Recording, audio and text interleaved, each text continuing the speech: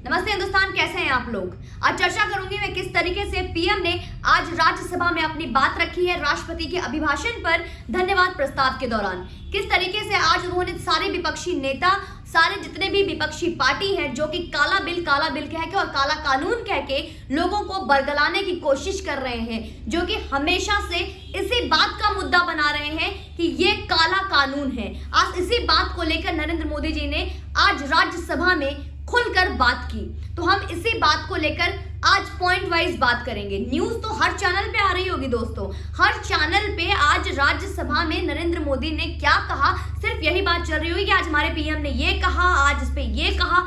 पक्ष के लोग कुछ और बोल रहे होंगे, विपक्ष कुछ और बोल रही होगी। इसी बात का तिल का ताड़ बनाया जा रहा होगा। कुछ लोगों को समझ में आई होगी, कुछ लोगों को समझ में नहीं आई होगी। तो आइए हम इस पर बात करते हैं। मैं पॉइंट वाइज बात करूंगी। नंबर 1, जो उन्होंने एग्जाम्पल दिया उस एग्जाम्पल की बात करूंगी। उन्होंने बहुत अच्छा एग्जाम्पल दिया कि जब किसी की शादी होती है तो उसमें हर तरह के रिश्तेदार आते हैं, मामा मामी, फूफा फूफी, मौसा मौसी। लेकिन ये जरूरी नहीं कि एक शादी में हर रिश्तेदार खुश हो, सारे रिश्तेदार बिल्कुल खुश होकर आए और खुश होकर जाएं, ऐसा तो संभव ही नहीं है। तो क्या शादी नहीं होती?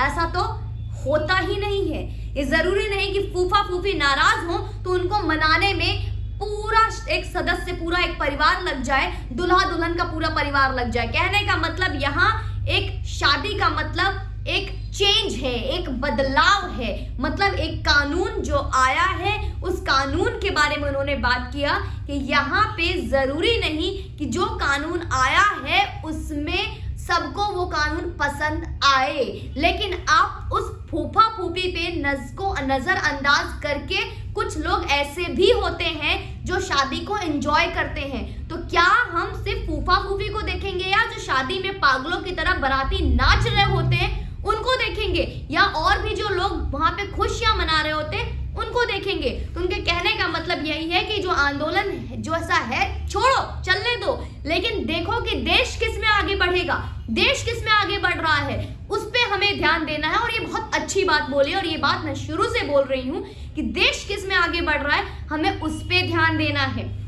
पहली बात जो उन्होंने बोली वो है एमएसपी की, जिसका कि हर वक्त मुद्दा बनाया जाता है, हर वक्त जिस वजह से जो बातें चर्चा में रहती है उस पर आज बहुत ही सीना ठोक कर मोदी जी ने बोल दिया है कि ये एमएसपी जो था वो है और रहेगा। उन्होंने बोला अगर मैं राज्यसभा एक सदन में खड़ा होकर इस बात को बोलना ही मेरा काफी है। एक सदन एक ऐसा प्रीमाइसिस है, एक ऐसा स्थल है जहां पर एकमात्र खड़ा होकर बोल देना मतलब कि वो एक लिखित शब्द है। तो उन्होंने एमएसपी की गारंटी दी कि एमएसपी जो था वो है और हमेशा रहेगा, और जिस बात को लेकर हमेशा से मुद्दा बनाया जाता है। इस काला बिल को लेकर जो हमेशा से बोलते हैं कि आजादी, दूसरा नंबर का पॉइंट जिस पर हमें ध्यान देने की बात है दोस्तों, ये हमेशा जो चिल्लाते हैं, चीखते हैं कि हम आजादी लेकर रहेंगे, हम आजादी लेकर रहेंगे, उसी पर आज उन्होंने बोला कि हम मतलब बीजेपी, नरेंद्र मोदी प्रधानमंत्री, हम आजादी, जितने भी राष्ट्रहित लोग हैं, हम आजादी देकर रहेंगे। वो लेकर रहेंगे बोलते हैं और ये बोलते हैं हम आजादी देकर रहेंगे। आजादी किससे? आजादी इस बिचौलिए से। आजादी किससे? जिनसे कि ये लोग किसान बंधे हुए हैं, किसानों के पास कोई ऑप्शन नहीं था किसान, लेकिन आजादी मिलेगी जो एक फोन पे कॉन्ट्रैक्ट फार्मिंग के थ्रू कम से कम आजादी इस तरीके की होगी कि एक फोन पे वो श्योर हो जाएंगे किसान कि जिसकी वो फसल उन्होंने जो उगाई है उसका आगे डील कंफर्म हो चुकी है। मतलब सबसे बड़ी श्योरिटी ये है इस कॉन्ट्रैक्ट फार्मिंग के दौरान कि आपने जो फसल उगाई है, जो किसानों ने जो फसल उगाई है उसका किसी बिचौलिए की वजह से और उनको औना पौना दाम में कहीं भी जाके उनको अपनी फसल नहीं बेचनी, इस चीज से आजादी। इन बिचौलियों का जो 2 का 1 होता है उससे आजादी। इतनी सारी चीजों को लेकर आज नरेंद्र मोदी ने बात की। नंबर 3 मोस्ट इंपॉर्टेंट, वहां पे पूर्व प्रधानमंत्री हमारे मनमोहन सिंह जी भी बैठे हुए थे।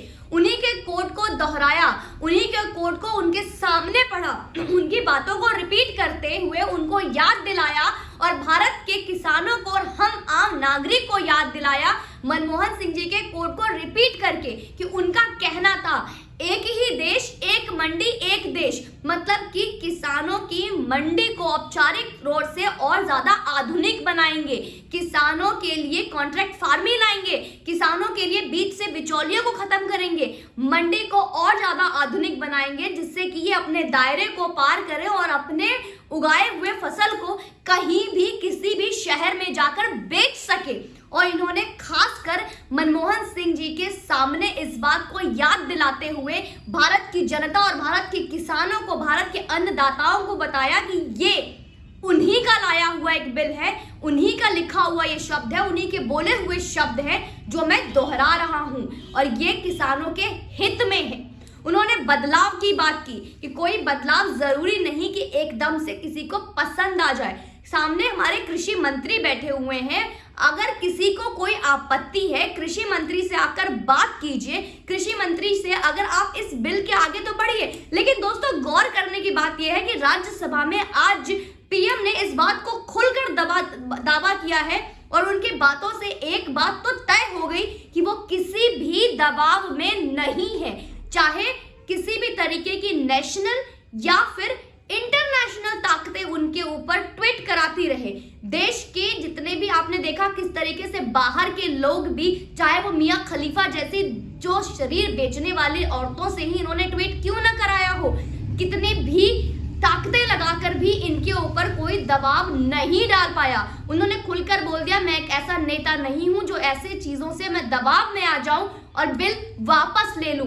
बिल वापस नहीं किया जाएगा। इसके साथ ही उन्होंने एक एग्जाम्पल बताया दूध का, डेयरी फार्मिंग की, कि जो अगर इस तरह की किसानी की बात हो और डेयरी फार्मिंग के लिए उन्होंने एक बहुत अच्छा एग्जाम्पल दिया कि क्या जब डेयरी का जब प्रोडक्शन होता है, जब डेयरी का जब आय स्रोत होती है, जब डेयरी का जो बिजनेस होता है, क्या उसमें उनकी गायें और भैंसें छीन ली जाती है? उसी तरीके से इनके किसानों को कोई इस तरीके से अगर बरगला रहा है कि कॉन्ट्रैक्ट फार्मिंग के दौरान और इस कृषि बिल के दौरान अगर आपकी जमीनें छीन ली जाएगी तो ये बहुत ही गलत है। दोस्तों एक छोटी सी एग्जांपल है, जहां पर अगर कोई प्रॉब्लम होती है, जहां कोई बदलाव है, अगर जस्ट सपोज केमिस्ट्री का कोई टीचर है और केमिस्ट्री का स्टूडेंट को कोई प्रॉब्लम है तो उसके पेरेंट्स किससे बात करेंगे? उन्होंने साफ साफ बोला कृषि मंत्री बैठे हैं, बात करने के लिए बात कीजिए। अगर केमिस्ट्री टीचर से प्रॉब्लम है, केमिस्ट्री स्टूडेंट को प्रॉब्लम है तो केमिस्ट्री टीचर से बात करेगा, सीधे प्रिंसिपल से बात करने का कोई मैटर बनता ही नहीं है। उसके बाद उन्होंने जो बात की, उन्होंने बात की ट्रैक रिकॉर्ड की। उन्होंने याद दिलाया कि जब बंटवारा हुआ था, तो जब बंटवारा पंजाब में जब प्रॉब्लम आई थी, 1984 के जो दंगे हुए थे, कत्ले आम हुए थे, वो उस वक्त किसका सरकार था, किस व्यक्ति की वजह से हुआ था? जो कत्ले आम और दंगे हुए थे उस वक्त कौन था और किसने कराया था और किसके सरकार में हुआ था, उसे याद किया जाए। और ये बात क्यों बोला उन्होंने, ये पंजाब का मुद्दा क्यों उठाया उन्होंने? बात तो बहुत छोटी थी, लेकिन लेट मी एक्सप्लेन यू। उनका सिर्फ और सिर्फ इतना ही कहना था कि आप उस व्यक्ति को ना भूले, उस इतिहास को ना भूले, उस काले दिन को ना भूले, उस काले वक्त को ना भूले। सिखों को कोई टारगेट नहीं कर रहा है, यहाँ पे कोई सिख के नाम पे राजनीति कर रहा हो और सिख के नाम पे कोई राजनीति खेल रहा हो, तो उसके लिए उन्होंने साफ साफ शब्दों में कह दिया कि आप जरा याद करें उस दिन को, याद करें उस इतिहास को कि किसके वजह से दंगे हुए थे 1984 के, किसके वजह से बंटवारा हुआ था, किसके वजह से कत्ले आम हुआ था, खूनों की नदियां बही थी। उस दिन को ना भूले। जैसे आप लोग स्कूल में पढ़ते हैं और कभी स्कोर कम आ जाए, अगर किसी कभी परसेंटेज कम आ जाए और कोई अच्छा स्टूडेंट है तो वो अपने पेरेंट्स या अपने टीचर को अपने पुराने 5 साल के क्लास के रिकॉर्ड दिखाता है कि अभी कुछ प्रॉब्लम हुई है, लेकिन मेरे पुराने 5 साल का रिकॉर्ड देखो। जैसे अपने ऑफिस में भी होता है, अगर बाय चांस कुछ होता है, इधर उधर कोई चेंजेस आते हैं तो हम अपने पुराने रिकॉर्ड दिखाते हैं, अपने ट्रैक रिकॉर्ड दिखाते हैं, अपनी पूरी हिस्ट्री दिखाते हैं, अपनी सेल हिस्ट्री दिखाते हैं, अपनी ट्रैक रिकॉर्ड दिखाते हैं कि भाई देखो मैंने पिछले 5 सालों में क्या काम दिया है, क्या प्रोडक्शन दी है, कितने फायदे हुए मेरी वजह से। एग्जैक्टली सेम इसी तरीके से पीएम ने आज किसानों को, स्पेशली भारत के किसानों को और उन विपक्षी दल को जिनको धोते हुए याद दिलाया कि उन्होंने किसानों के लिए, भारत के किसानों के लिए क्या किया है। उन्होंने इंश्योरेंस की बात याद दिलाई कि किस तरीके से लगभग 90,000 करोड़ का इंश्योरेंस का पेमेंट हो चुका है। इतना ही नहीं दोस्तों, उन्होंने बताया कि सम्मान निधि योजना के तहत लगभग 1.25 लाख करोड़ का पेमेंट किसान को हो चुका है। लोग कहते हैं ये 6,000 रुपए महीने जो हर महीने किसान के अकाउंट में आते हैं, ये कौन देता है? उन्होंने बोला ये मैं करता हूं, ये पीएम नरेंद्र मोदी और बीजेपी की सरकार कर रही है। ये किसानों के हित में कौन इस तरह का आज तक कोई सरकार आया था जिसने सोचा था? उन्होंने इस बात को याद दिलाया कि अगर ये कृषि बिल आज आया है, माना ये कृषि बिल सही नहीं है, अच्छा नहीं है, तो आज से पहले जो किसान आत्महत्याएं होती थी, जो किसान सुसाइड करते थे, उसका वजह कोई बता दे, वो क्या कारण था, उसका क्या कारण था और उस वक्त कहां गए थे किसान नेता? उन्होंने साफ साफ बोला जिसको आंदोलन करना है करे। जिन्होंने पहले ही घोषित कर दिया, आपने देख लिया होगा, राकेश टिकैत ने खुल के बोला कि अगर किसान के ये जो बिल है, अगर सरकार इसको वापस भी ले ले, खारिज भी कर दे, तब भी ये आंदोलन चलेगी। तो उसका क्या करेंगे आप, उसका क्या कहेंगे आप? है कोई जवाब इसका? इतना ही नहीं दोस्तों, इस साथ में उन्होंने बात की कि लगभग उन्होंने बात किया डेयरी उत्पादन का। जैसे मैंने बताया कि कुछ as per mister PM Narendra Modi, उन्होंने हमें बताया कि लगभग 8 लाख करोड़ की डेयरी उत्पादन होती है। इसके बाद उन्होंने कॉन्ट्रैक्ट फार्मिंग की बात की, उन्होंने मंडी को आधुनिक बनाने की बात की, जैसा आपको बताया मैंने। इसके अलावा उन्होंने बहुत अच्छी बात बोली, उन्होंने बताया किस तरीके से आजकल लोग आंदोलन जीवी होते जा रहे हैं।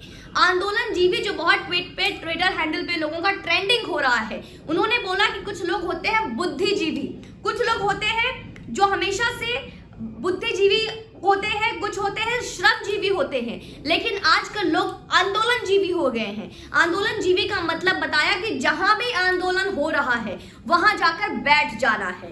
क्योंकि आपने बहुत सारे ऐसे वीडियोस देखे होंगे जिनसे कि पूछा गया कि कृषि बिल क्या है, कितने बिल सरकार लाए हैं, बिलों में क्या है, कॉन्ट्रैक्ट फार्मिंग क्या है, उसमें बेनिफिट क्या है, उसमें लॉस क्या है, चेंजेस क्या है, बहुत सारी बातें हैं।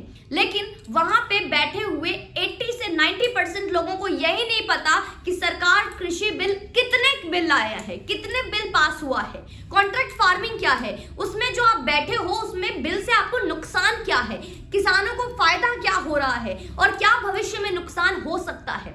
इस तरीके की बातों को लेकर वहां पे लोग आंदोलन में तो बैठ गए हैं, लेकिन उनको पता नहीं है। सुनने में यह आता है, बोलते हैं मेरे भाई लोग आए थे, हम भी साथ में चले आए। तो उन लोगों को स्पेशली पीएम ने आंदोलन जीवी बोला कि जहां भी आंदोलन हो रहा है वहां बैठ जाओ।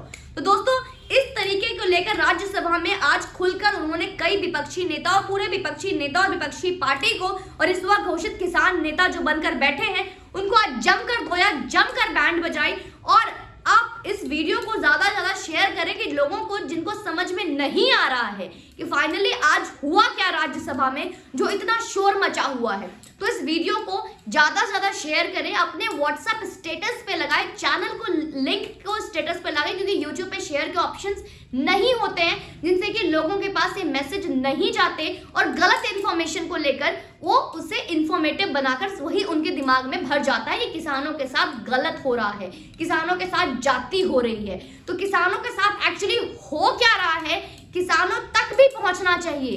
तो ये आप है जिसे आप शेयर करके पहुंचा सकते हैं। और बाकी कोई भी सवाल हो इससे आप प्लीज कमेंट सेक्शन में मुझसे पूछ सकते हैं। डिस्क्रिप्शन में मेरे इंस्टाग्राम आईडी है, आप मुझे डीएम कर सकते हैं। Do follow me on Twitter and if you have any queries you can question me. Thank you so much. जय हिंद, जय भारत।